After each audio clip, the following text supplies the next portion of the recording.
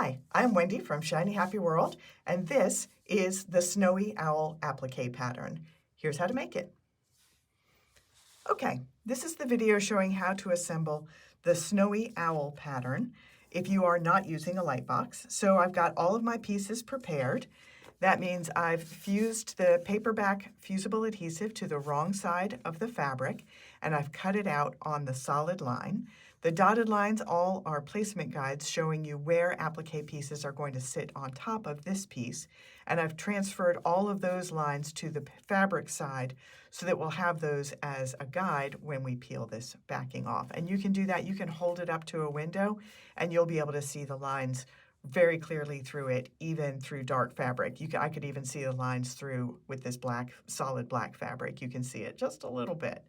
So I transferred all of those markings, and now I am ready to start assembling. Just get the rest of these pieces out of the way. This guy's got a lot of pieces. So we're going to start with the piece that goes at the bottom edge of the block. And I like to do, most of my quilts, I do what I call snapshot style.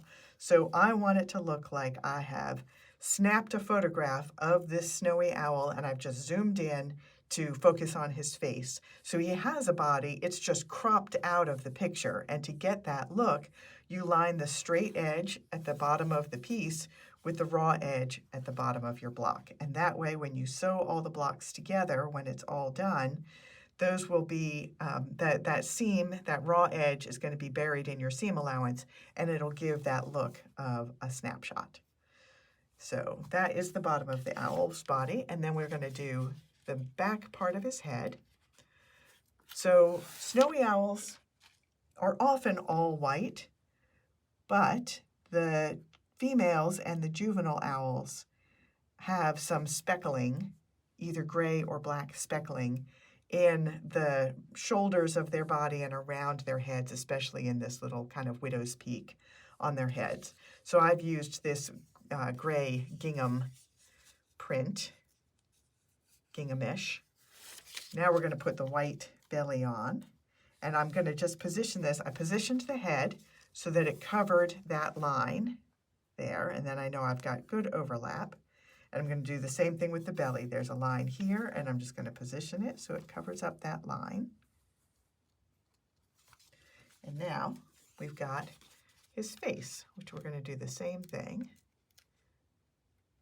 We've got a chalk line in the middle of his head showing where that face goes. And I did him with his head kind of tipped a little bit. You can straighten it out if you want him to be very formal.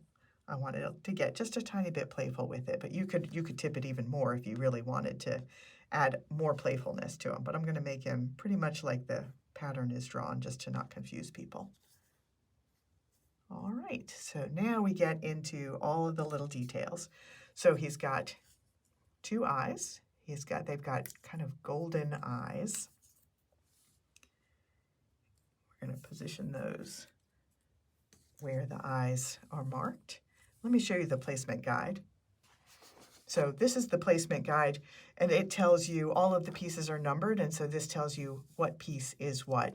So if you wanted to, you could make sure that you're putting the left eye on the left eye side and the right eye on the right eye side by using that as a guide. But he's a pretty symmetrical guy, so it doesn't really matter.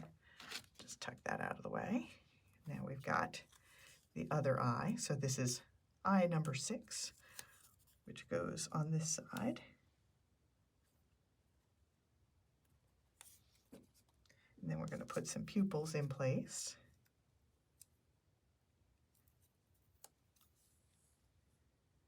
So this one is technically on this side.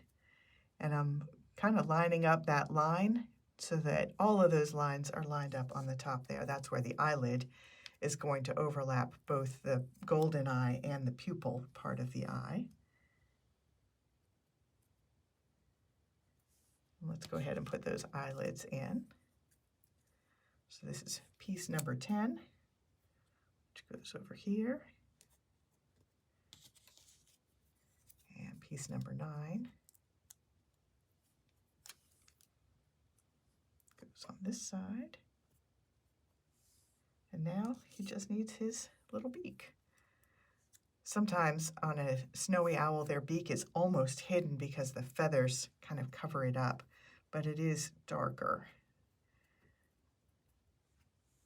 All right, there we go. So now I'm going to take this over to my ironing board. I'm going to fuse all of the pieces together, and then I'll take it to my sewing machine and I'll do outline stitching on the entire thing, and then I'll bring it back here and show you this finished one, and I'll also show you 2 others that I made in different colors.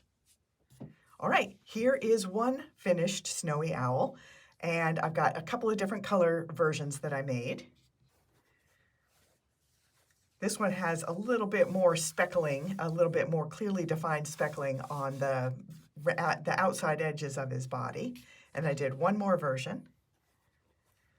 There we go. So all of them are fairly realistic colors, but I've got different background colors depending on the bundle that sample is made for.